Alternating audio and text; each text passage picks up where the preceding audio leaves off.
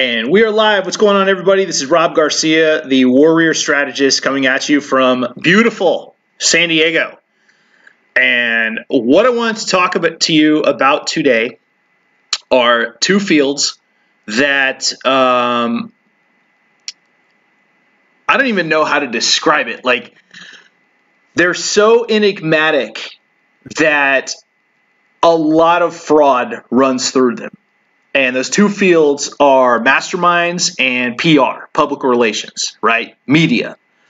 Throughout the last couple of years, I've watched a lot of people in those industries, and I've looked for patterns. And so for me in business, I created my own PR plan, and I secured 140 interviews. I still have a couple that are up in the air right now. And so my job as a visibility and growth strategist is to show you guys exactly how to pick someone. Because there are people out there that are unethical. There are people out there that are selling things and don't deliver. I've seen the worst and I've seen the best. And so I just want to give you guys some general tips for keeping your money from going to unscrupulous people who aren't going to deliver what they promise. And so feel free to ask me any questions and comments that you might have.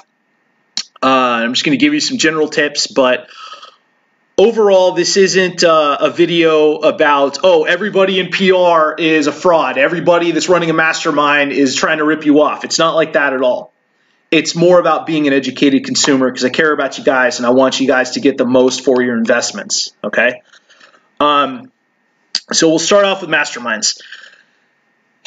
The biggest mastermind fraud that I've seen here in San Diego is a guy that's running around telling people that he has a seven-figure business and that he will give them he'll teach them how to make a seven-figure business in the course of a year. He signs people up for this $12,000 mastermind for 3 months, 6 months, whatever. And then his training is absolute garbage. There is no accountability. There is no guest experts. There is no KPI metrics, any real path of growth. The guy himself is a really good self-promoter, really good branding, and a terrible business guy. And if you don't pay him, then he sues you. So it's just, I've had a few people that have had contractual issues with this person. And so with masterminds in particular, what you have to look out for is you have to look out for vague promises. That's the first thing. If somebody says, oh yeah, we're going to set you up, bro. You're going to have 7 figures right away. You're going to make hundreds of thousands of dollars, whatever. But if they aren't specific, that's the first red flag. The second red flag is no verifiable case studies.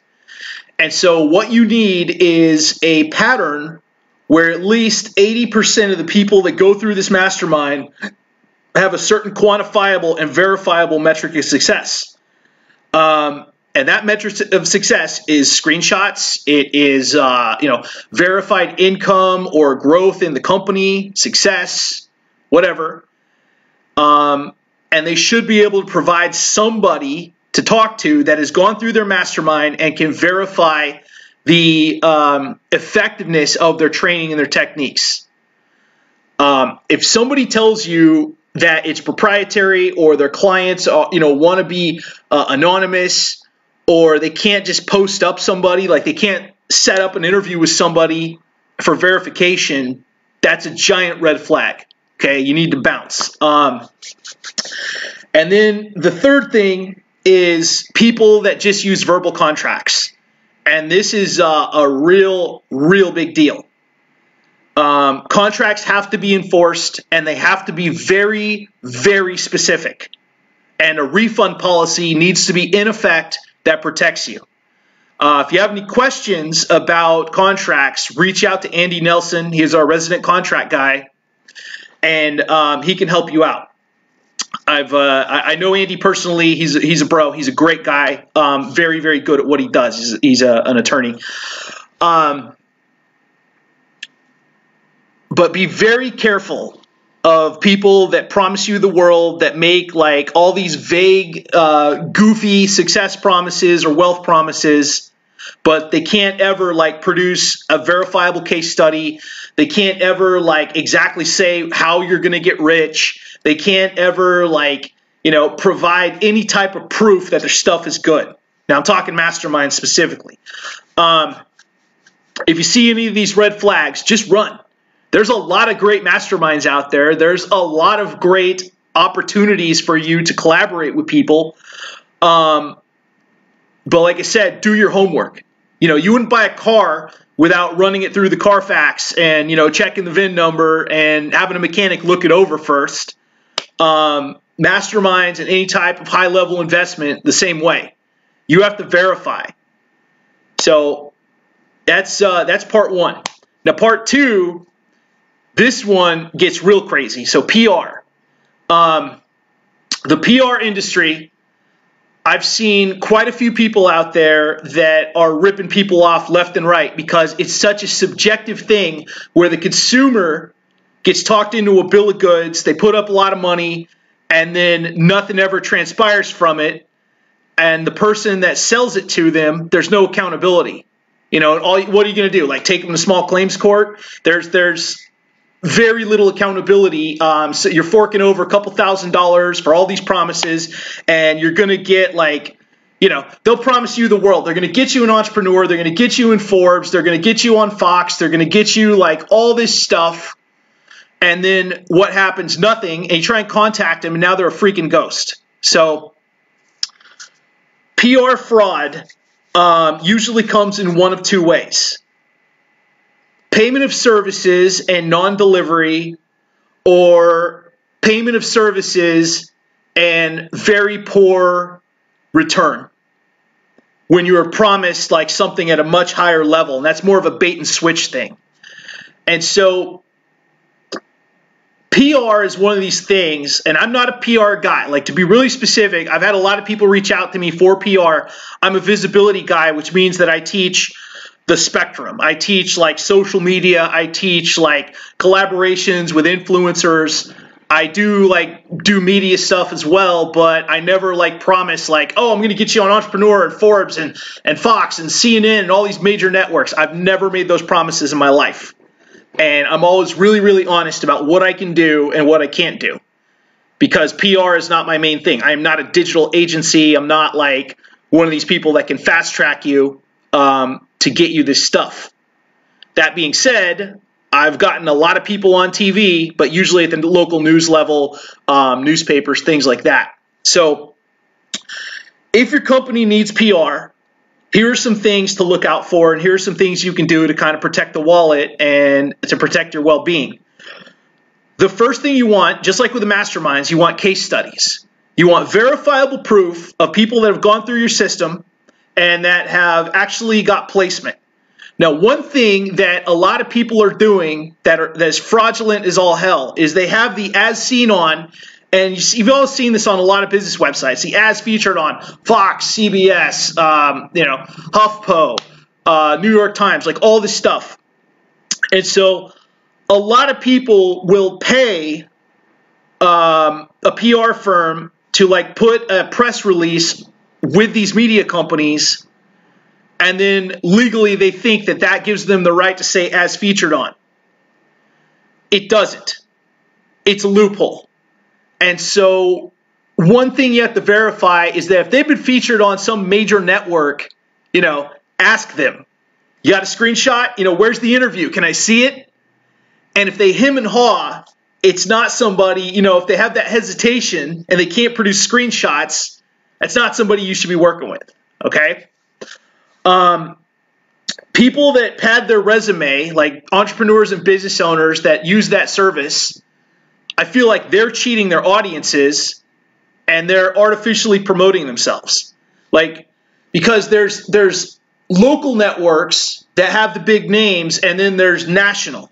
Okay, and a lot of people don't understand the difference. So when I tell people I've been on Fox 3 times, I'm always very specific that it was Fox Local San Diego. I haven't been on like big Fox, like Fox and Friends, Gutfield, whoever's out there. What's his name? Tucker Carlson, any of that stuff. And so you have to understand the difference between the two. So that's one thing to definitely look out for.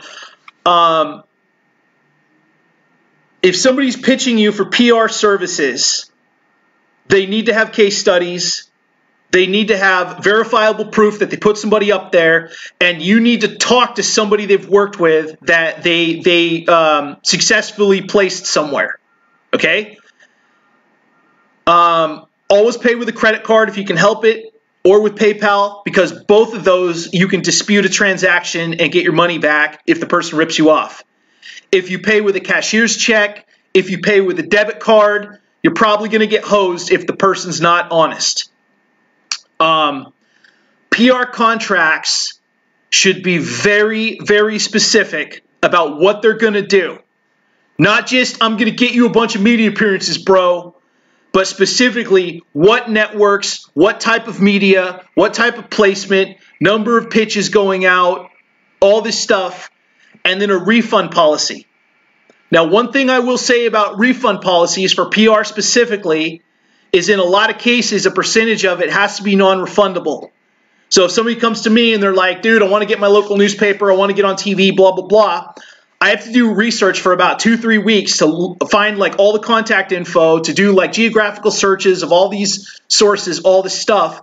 So for me, 40% is non-refundable because I have to front up about 3 weeks of work before we even like start pitching. And so that's not really out of the ordinary. Some of it does have to be non-refundable because for like 2-3 weeks there is a research period. Now that being said, if there's no refund policy, then you need to walk away because you have to protect your right as a consumer to walk away if the person doesn't deliver. Very, very important. So like I said, guys, PR is a very misunderstood field. There's a lot of guys out there that are selling fake bills of goods. You pay them a certain amount of money every month, and then they don't deliver anything, or it doesn't translate to any leads or any sales. So like I said, make sure those contracts are airtight. Make sure you've talked to somebody that's worked with this person, and ask around. Ask around. Is this person reputable? Have you worked with this guy before or this girl? Have they delivered? What have you heard about them? And then if you really want to get into it, Google their name and scam and see what pops up. You'd be surprised. You can check the ripoff report. You can check the Better Business Bureau. But definitely, if you're looking at hiring a PR person for representing your company, don't just believe what they tell you. Like, do your due diligence, find out. And if you got any questions about anybody, feel free to message me. I'll tell you what I know. I'll tell you what I've verified. And I'll be happy to steer you in the right direction. And if you got any general questions, I don't charge for those. Just feel free to reach out. My own PR plan that I created for myself got me 140 interviews, got me on local TV stations, 1 newspaper, a lot of podcasts, a couple of blogs, and a business TV show. And so it's a very interesting field, and it definitely helped my business, my visibility, and my business credibility. So PR plans are very effective when used properly if you're working with a pro. But if something sounds a little fishy or too good to be true, like somebody says, hey, I'm going to get you on these major networks for, $2,000. I'm going to fast track you into Entrepreneur Forbes for $1,000, bro. It's probably too good to be true. Just saying. And if you're trying to buy your way into Forbes or Entrepreneur, there's a lot better ways you could spend your money to create brand credibility and sales. So if you got any questions, guys, feel free to reach out to me. Thank you so much for tuning into this. And as always, Rob the Warrior Strategist, just here to create value for you. So I will talk to you guys soon and field any questions and comments. Talk to you later.